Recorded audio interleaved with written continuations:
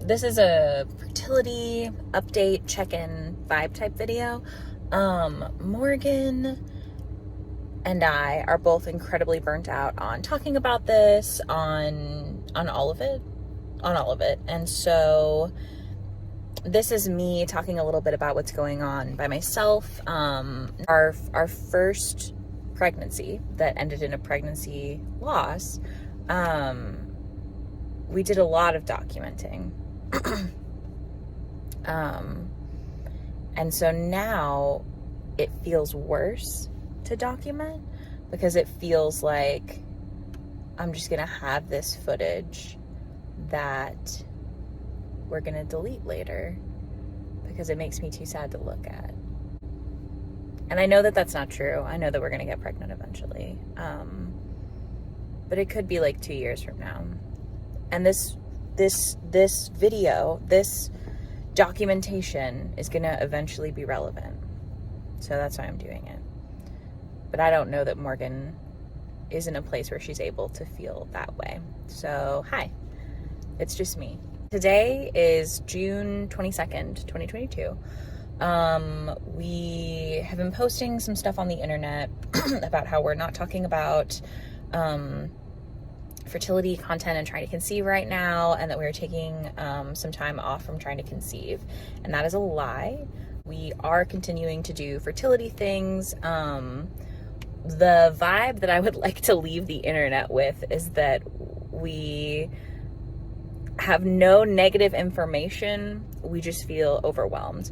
What has actually happened is that we have been trying to conceive, been documenting all of it, been posting about it a lot. Every day we get messages from people being like, hey, I think you might be infertile for these reasons, or like, hey, here's something you should check out just in case, or hey, whatever.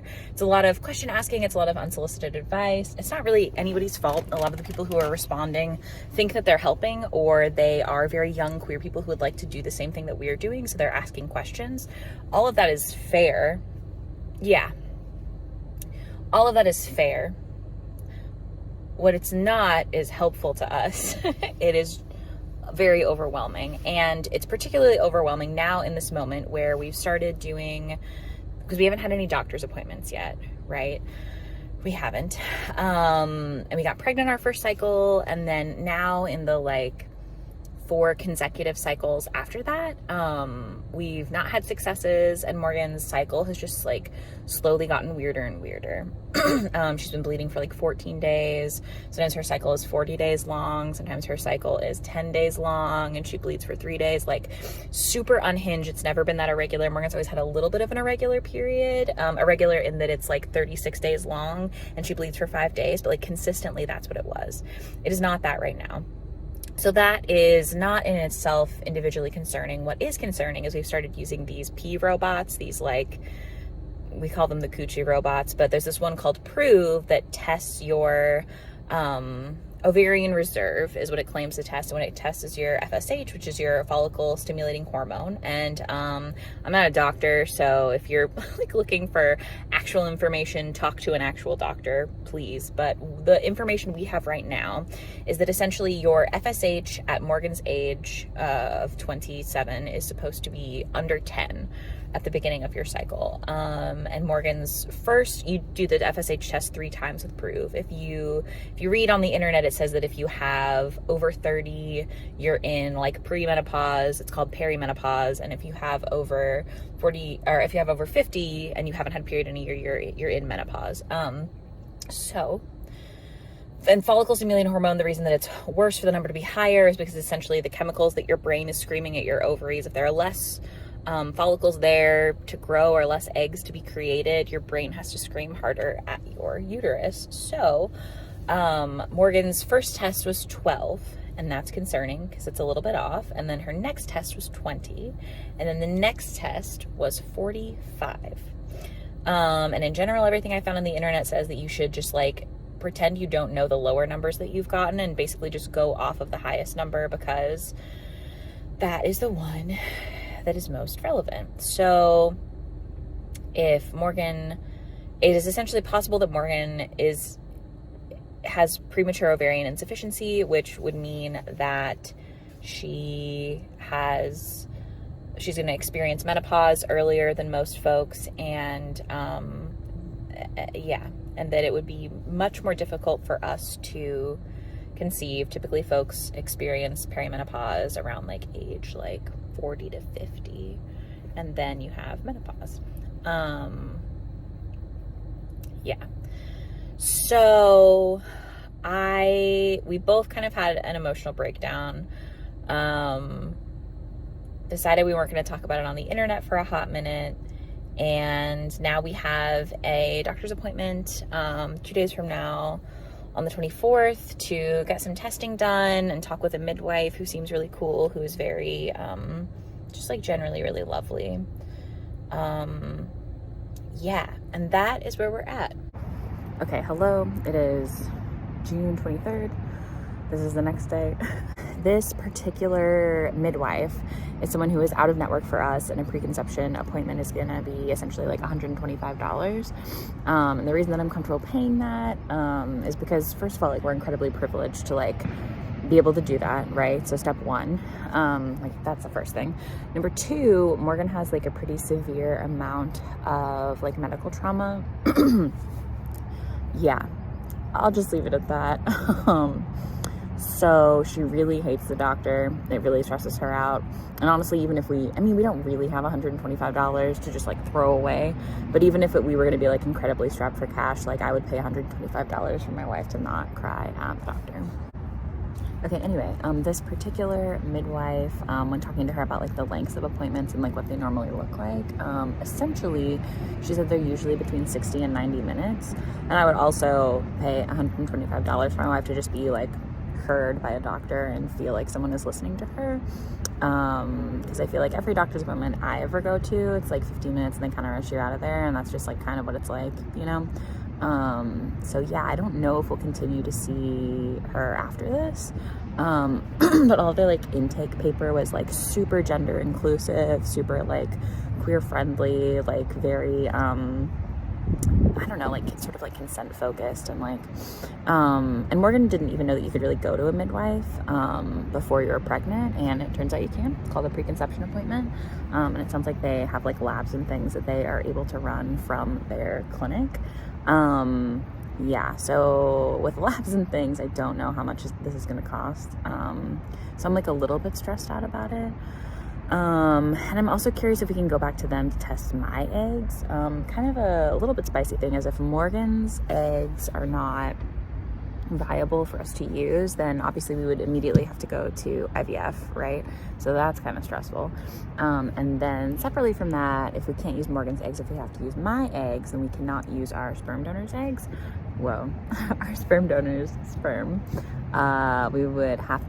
We have kind of essentially sort of like two really high on the list sperm donors who we know personally in real life, and if that wasn't able to happen from either of them, then we would probably have to go into like looking into cryobanks, which would be stressful.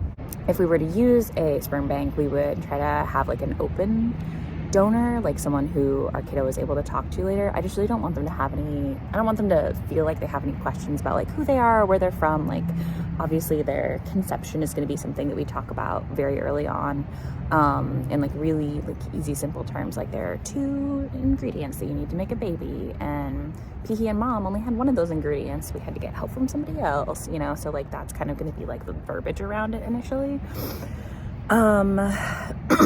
Yes, but our number 1 sperm donor lives here. Our number 2 sperm donor does not. So we might end up having to be like, would you like an all expenses paid trip to Oregon where you could masturbate in a cold room a couple of times? Sorry. Which I think he'd be down with. It would just be hard for him to get time off work, and I would rather do that than us have like a sperm bank donor, which there's nothing wrong with that. I just think it makes, like, we have the option, so why wouldn't we use it? And we have good folks who we would be able to use. So is that. Additionally, we have a sperm testing robot, and so we were able to test our like number 1 sperm donor's sperm What you're supposed to do is have them abstain from sperm release for like 2 to 5 days, and then do the test, and also have like not like taken too hot of showers and like other stuff like that. And even with like him not doing those things, we still got like a moderate level, like within the average range of like sperm number of like motile sperm per million, whatever, which that test, anyway, I have a fun little video of what his swimmers look like, so maybe I'll like clip that in here because it is fun. The robot's, I think, a little bit goofy, but it's, you know, cool. People are always like, well, have you tested your sperm donor? And I don't know how to be like no. I mean, yes, now, kind of.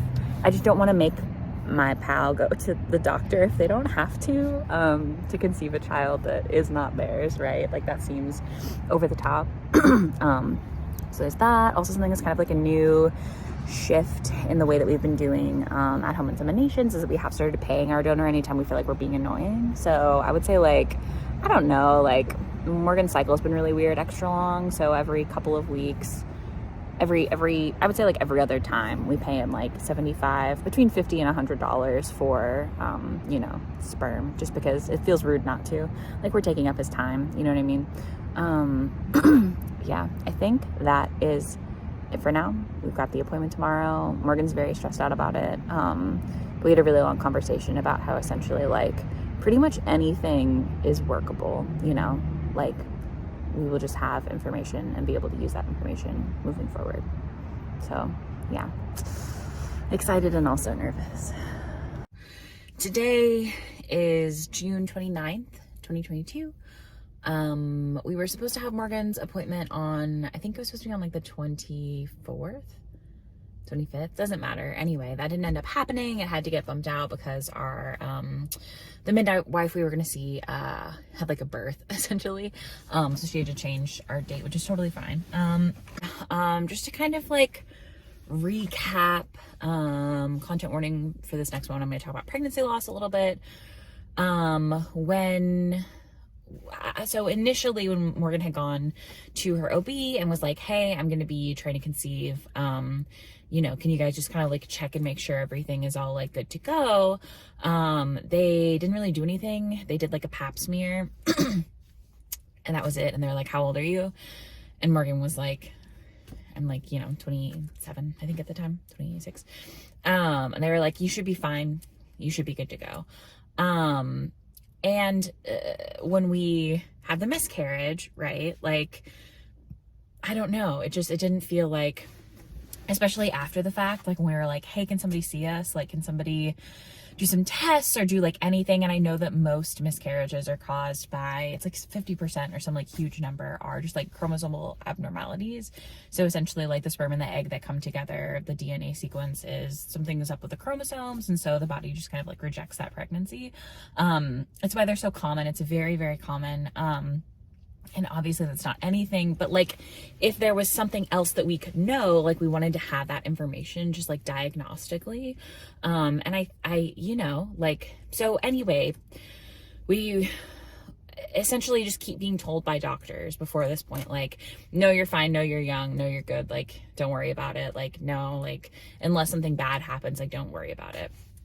And we finally had this midwife appointment where basically Morgan at that point, and I guess today, this is her 20th day bleeding, but she'd been bleeding for 19 days, right? Like, and was like, what's going on with my body? So essentially from like the symptoms that Morgan talked about, and from chatting with our midwife, it sounds like either Morgan has endometriosis, PCOS, or uterine fibroids. All of which sound really scary, but all of which have essentially sort of like treatable aspects to them. None of them mean that she's incapable of conceiving. I, you know, have been really stressed out this whole time that Morgan's going through perimenopause, which it seems is much, much less likely, just because like we did conceive initially, right? Like Morgan is ovulating at least 6 months ago. We know that for sure. the midwife was also saying, because Morgan thinks she might be having anovulatory cycles, and the midwife was basically saying that, like, oh, it's very possible. Like, it's not very typical that you would have a period if you weren't ovulating. Like, typically there's like something that's happening in there. So that's great. Not great because Morgan's been bleeding for 19 days. But she has a lot of questions about like Morgan's like history with her periods, about just like a lot of things that I would have never thought to look up or look into. And I think like part of this process that is hard is just that like these, I feel like I'm maybe gonna be like, don't get a pee robot unless there's nothing weird going on in the first place. I don't know. I just feel like we would have gone to the doctor earlier and we would have, I don't know. It just, any of the information that we have from the pee robots isn't actually anything that like means anything, because we are not doctors and blood tests are what's most helpful anyway. Midwife is running like a zillion different blood tests so we can kind of like look into things and see what's going on, and just test Morgan, just all of her hormone levels, and see essentially what's possible. She also was very cool. She was like, this is gonna, like, not all these are gonna be covered by insurance, like, I'm really sorry. And we were like, no, that's okay, like, we're ready, you know, like we're ready to be starting a family. So I think now we actually are gonna take a month off from trying to conceive, or a cycle off, or whatever. We got some better supplements to be taking for Morgan, because the midwife also thinks that she might have, Morgan keeps calling it machine gun Kelly disease, because it's like MGT, anyway, I don't know what it is. But it's essentially like a really long, weird word that means that your body doesn't process like supplements and like minerals in the same way. So you just have to take a different kind of supplement. You have to take like methylated vitamins or supplements, as opposed to just like regular ones, because like folic acid made Morgan's stomach hurt really bad, which is something that we, you know, told the doctor just in the conversation that we were having with her. And she was like, oh, you should do, which I've never had a conversation with a medical professional, anybody, where they like continued to ask clarifying questions and had like other things that they brought up, and like really genuinely listened to everything that we had to say. But Morgan was really terrified, like going into the appointment, that what was going to happen was that essentially the midwife was going to be like, no, that all sounds normal, like figure it out, I guess. And that would be really frustrating. And that wasn't what happened at all. That wasn't our experience. We went in there and she basically was like, I don't know if I'm gonna be able to get you a good answer, but we've got a bunch of really good jumping off points. And like there are different things that we can look into, and some things that I think make sense to look into, and some things that even if we don't get like a definitive answer, there are some sort of like changes that we can make going forward. So that's very cool. I know she also does at-home IUIs, which would be killer. I think that's it for now. My next update is probably going to be when we have Morgan's test results back, and that's either going to tell us a lot or very little, and then we'll move to looking at other things. This is for the long fertility video. So every morning I pee in my Paw Patrol cup. And then I do, right now I'm doing Prove and Easy at Home and Mira. With the Mira, it has like a little robot that I have to stick the stick into. These two have an app. And then I've also been planning on using the keg again. Right now we're in a rush and I don't want to do it, so I'm going to try and do it before stream today. But you have like a 2-hour window that you can do this one. And these have to be with your first pee of the day, so they get prioritized. Yeah, super fun. Very low key, you know? Okay, fertility video. What day is it, Morgan? What do you mean? It's July 21st. Oh. 2022. Yeah. Yeah. Have you been putting dates at the beginning of all this? I've been saying what they are, yeah. Oh. Here's where we are in time. Here's where we are in time. You don't think so? What? Dad asked, does the garage door need to be open? No, it can't be opened. Why would it need to be open? I don't know. It's July... Oh. It's July 21st, 2022. And what's happening? Okay, so we went to the ER yesterday because I was experiencing... Well, I think we should back it up because we haven't talked about the midwife appointment. I thought you already did that. No. We talked for a long time with Meredith. Our midwife. Meredith the midwife. Meredith the midwife. I guess we probably could have given her a fake midwife. That's her fake name is Meredith. You don't know that it's her real name. Meredith's not her real name. Meredith is her fake name. Her real name, you'll never know. We are very normal today. Yeah. Anyway. We're silly goofy. We had like a 2-hour-long conversation with her about all of our trauma. It was incredible. I feel pretty cathartic.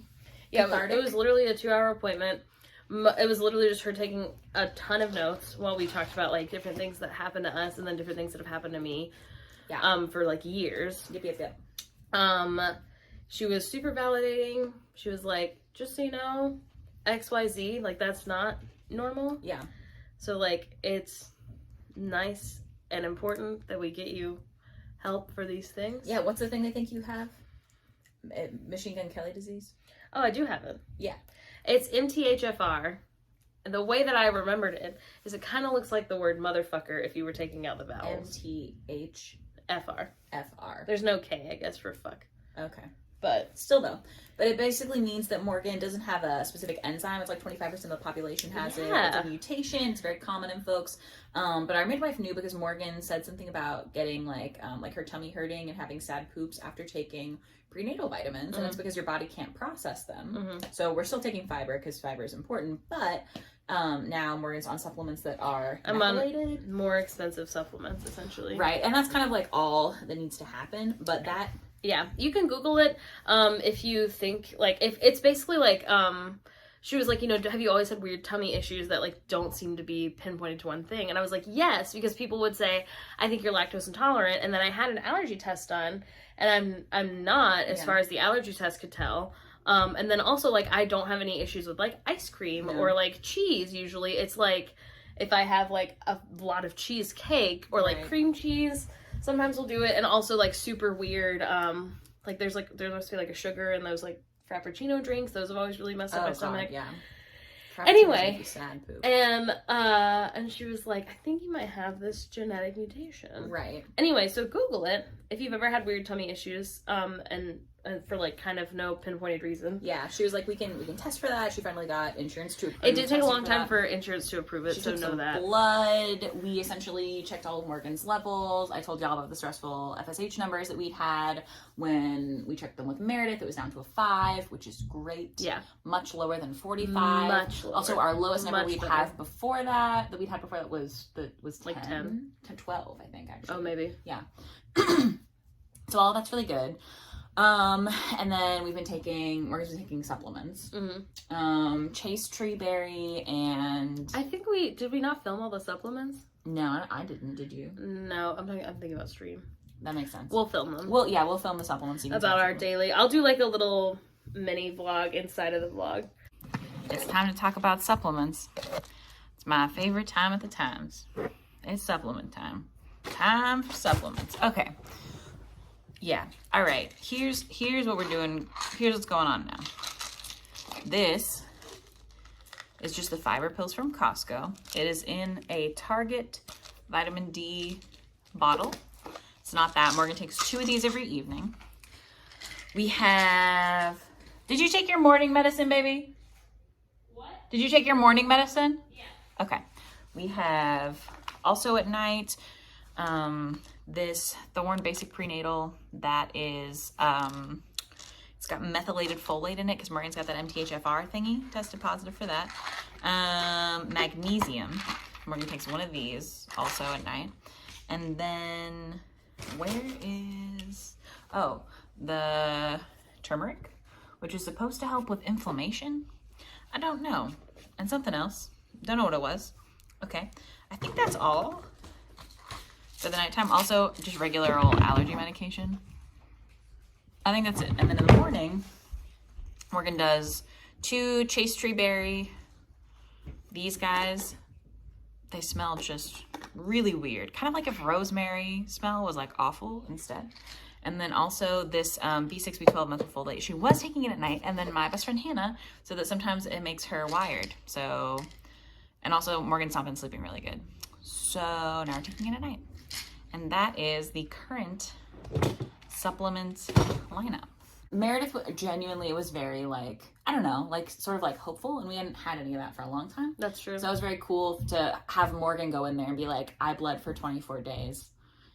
I was still bleeding. Yeah, at that you were time. like day 20. I was like at day like 21 or something. Which is bonkers. So cool to us be so stressed out, so concerned, and her to be like, hey, we're gonna figure this out. Yeah. And like, it might not be with me if you need like a higher level of care, but like, we've got some options we can work with. So like, that's been very cool. She's super responsive to emails. Every time I email her, I try to say as little as possible and be like, also, I'm so sorry. Please you don't need to respond to this, or like take your time, or like whatever. And every single time she's like, send me all your charts, send me all your questions. Morgan got a really cool chart. Yeah, and then I have to actually catch up on it today. We're doing basal body temperature, which is not a thermometer in your coochie. It is a thermometer in wherever you want, actually, and it is just before you get up for the day. You could do it in your coochie. It would probably be harder because I guess unless you sleep naked. Yeah, because you'd have to undo. They want you to basically not move. Wake up. This is a mattress behind us, by the way. This is our old mattress. Yeah. You whack up. You roll over. You take your temperature before you get out from under the covers. Before you get up and pee, before you do anything. It's your base temperature. I would say it's the most annoying because I always really have to pee. And we bought a cheap thermometer. It was like a $3 difference. And we were like, it's not going to matter that this is a 30-second thermometer instead of a 4-second one or whatever. And every time I'm like, it's been 3 minutes for sure. And it hasn't. It takes 30 full seconds. I definitely thought it would be like more accurate if it was 30 seconds. I have no idea. I don't know how science works. But so that's something's been happening. The supplements. The basal, we're getting one of those little fucking microscopes to check for your burning. I don't know. I have to look on Amazon to see when it's getting here. But so there's a lot of that going on. That all. We got a ultrasound approved to check out and see if Morgan has polycystic ovary syndrome or endometriosis. It's really hard to tell if you have endometriosis in general from an ultrasound, but like there are some cases where it's easier to see if you have endometriosis of the ovaries. That's one that's like you can see it better on an ultrasound. I'm not a doctor. Don't quote anything that I've said. We're like plagiarizing. This is paraphrasing things that we've been told by very smart people. So that got the ultrasound done. They said no PCOS. At least no active cysts, right? There's and then like a weird, like thick part of Morgan's endometrium, uterine lining, something that had like a clot in it, essentially, or a clot. And this was 2 days ago. 2 days ago. So the day before we went to the ER, and then Morgan woke up, had a scary amount of blood, and we went to the ER. So what I have decided in my unscientific, a little bit scientific brain, because literally she said sometimes it'll like knock some shit around, and if you're on your period, like more blood will come out, essentially. The ultrasound tech said that. The ultrasound tech said sometimes your bleeding will be a little bit worse.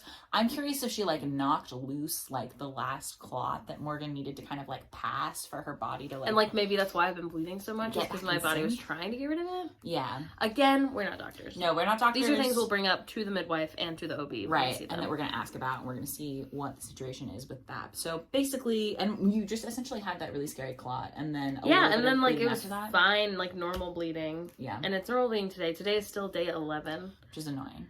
Yeah. Which is not normal. No. Not how my periods used to be. No. Before the miscarriage. But, yeah. Anyway, so then we went to the ER yesterday. Yep. They have access to the ultrasound from the day before, and they also were like, hey, everything looks normal. Your endometrium's a little thick, but... Not scary. So are you. So, doesn't seem stressful. Nobody's been fat phobic. No. Nobody was like, consider losing weight and you'll bleed less. No, but the triage nurse, who I do think was probably just helping, and she doesn't know me, but like, I'm literally, if you haven't been to the ER, basically, you talk to the first nurse who's just kind of getting your name and your date of birth, and then your insurance sometimes. And then you talk to the triage nurse, who's the one who assigns you like your triage number, and that's kind of like how they determine how quickly you go back. So when I'm talking to the triage nurse, she's like, why are you here? I'm explaining, like, we had a pregnancy loss in December, and since then my period's been really funky. Basically, I, like, had a huge clot this morning. Like, I literally, like, sat down on the toilet, and it, like, felt like I was peeing from my vulva, which the only time that's ever happened is when I was having a miscarriage, but I'm not pregnant right now. So, like, you know, lots of blood really fast. So that's why we're here. And she was like, oh, my husband and I, we were also TTC for a long time. They should check your hormone levels. And I was like, oh, we have. They were all normal. And she was like, they should probably do an ultrasound. And I was like, I had one yesterday. And, we've been doing the same things. And she was like, no, but like, we actually were trying for like a year and a half, and it ended up being like my progesterone, and once they got that figured out, like it was totally fine. And I was like, oh no, yeah, for sure, like, we just had everything checked though, and everything was normal. And she's like, but was it like low normal? And like, I do think she was genuinely like trying to be like helpful and encouraging by saying like, this is something that I experienced and it ended up okay, because she is like a 6-month-old. But like, now's not the time. No. If she were my nurse in the back, right, like, who's talking to me as she's, like, filling out my stuff. Even then, I don't really feel like you should brag about your baby to someone who is talking about how they experience pregnancy loss and are at the ER for abnormal bleeding. And, like, not that she was trying to brag. She was definitely trying to be helpful. Yeah. I think she was trying to give me tools to advocate for myself. So, like, what she was trying to do, I do super appreciate. Yeah. But I was like, now's not the time, Megan. No. Or whatever her name was. I don't know. No. She was also very cute. And I'm actually, when I'm going through it, no one else is allowed to be cute. It's the law. She should have been uglier. Yeah. No, she was really cute though. And again, I do think she was trying to help. But I was like, can I just do my vitals now? So yeah. It was nice though. Yeah. I mean, the like ER people were nice. Yeah, the doctor, the only shitty thing that he said was that he did tell us to just relax. And that's the best thing that we could do right now. Which, to be clear, I didn't ask him what should we do. Yeah. What I said was, because as he's literally like, everything looks great, I was like, is there anything else it could be? Like, I just don't understand. Like, everything's normal. It's all anybody has told us is like, everything's normal. But like, this isn't normal. It's not normal that she's bleeding for 10 days. It's not normal that she's passing blood clots. Like, what's going on? And he literally was like, oh, like, all of my friends who got pregnant, like, they did, like, IUI and IVF, and they just had to, like, stop trying and just, like, relax. And that makes me want to, scream. Because we're gay. Because we're gay, so, like, we do have to plan it. We can't. And in our email to our OB, literally I sent, like, the shortest email. Like, I was like, hey. To our midwife? Our midwife, sorry. Yeah. Did I say to our OB? To our midwife, because she was like, hey, let me know how the ER, which, by the way, she literally was, like, not open yeah, when I called her yesterday. Like, she still answered. Yeah, after like 2 rings. I was like, I'll just leave a voicemail. Like, I'm, but literally 2 rings, she answers like, hey, what's going on? And like fully talks me through it. Is absolutely lovely. Like, tampered our like expectations, like was great. But anyway, she sent us an email after talking to me and was like, let me know what happens at the ER. Like, let me know if you guys need anything. And so I was like, hey, went to the ER. They said everything's totally fine. They said that like the ultrasound looked okay. Like blood levels are good. Our doctor did say that like he just like really, we just should like relax and like stop stressing out about getting pregnant, and then we will. Anyway, I sent this like essentially like 1 paragraph being like, thank you so much. I can't express how much we appreciate you. Like, I am really glad that we went to the ER, because if it had been something scary, it would have been like a good thing that we were there. And like, I just thank you so much. Like, you're a star. I can't tell you how helpful it's been to have somebody so kind who's like on our side. Like, we appreciate you. And she literally responded with like a full like novel. It's like 2 pages. Being like, yeah, so essentially, and she was like super nice, super sweet the whole time. Her tone's lovely. But she basically was like, yeah, like obviously reducing stress is always a good thing. Like, having stress is not going to make your endometrium thicker. Yeah. That doesn't happen. You shouldn't be passing make you bleed for blood 24 clots days because you're stressed out. Like, that doesn't happen. And I do think that like, I do think a huge part of the reason why we got pregnant on our first cycle trying was because no one expects to get pregnant the first time. So our expectations were super low. Yeah. And then we had literally just gotten back from a 2-week honeymoon. And I think that we'd been planning for years. The other thing that was really fun. We experienced very little trauma at that point, right? Yeah. So I think that like you were super relaxed, which helps. But also, like, clearly since the miscarriage, there's something fucking weird going on. Yeah. So your uterus wasn't in the same place that it is now. So she's a grown woman now. Exactly. If you were that level of relaxed with this exact state going on with the 24-day bleeding, it wouldn't matter. It wouldn't fucking matter to be more relaxed. The other thing is, if I'm bleeding so much that, like, the sperm literally, they can't do their little job because they're fighting against a current. I don't know if that's true. Okay, well, I've decided it's true. It's true. So put it in the encyclopedia. The Eggcyclopedia. Yes. Put it in there now. Okay, I think that's pretty much it. Yeah. Did you want to go film the supplements and the notes? I don't want to film them. Do you want to film them? No, I can't get up. I'll have you do it later. Okay, that's all for now. We also are trying seed cycling. I know. So these are sunflower, pumpkin, sesame, and golden flax, I think. No, golden flax, sesame. Yes, so I've made these into fun little protein balls. You take like 2 of the seeds at the first half of your cycle and the other 2 in the second half, and it like helps regulate your cycle. Supposedly, I don't know, there is science about this. I don't really know if I believe it. We're kind of at a point where we're like, fuck it, we'll try anything. This is what the balls look like. I just use my little food processor and shit ton of almond butter and some honey and some brown sugar. And that is it. So these ones are sesame seed and sunflower for the second half of the cycle. Yes. We also got this pregnancy tea. People talk a lot about raspberry leaf. I don't know. And how it can help your cycle. I don't know. It mostly, honestly, it tastes basically exactly like our nighttime tea, which now I'm actually curious. I'm reading the ingredients. I think the only thing that they have is spearmint leaf, so that's really funny. Oh, peppermint leaves. No. Spearmint. Rose. That's it. That is it. I feel like we had said that we weren't going to do any like updates until we had good news. I want to be really clear and say we do not have good news. We have like, I don't know. We're feeling more hopeful, I think is really kind of like more where we're at. Morgan is on day 16 of bleeding now. So, you know, we're going. This is probably going to be like 15 parts, but welcome to the end of episode 1 of whatever this is.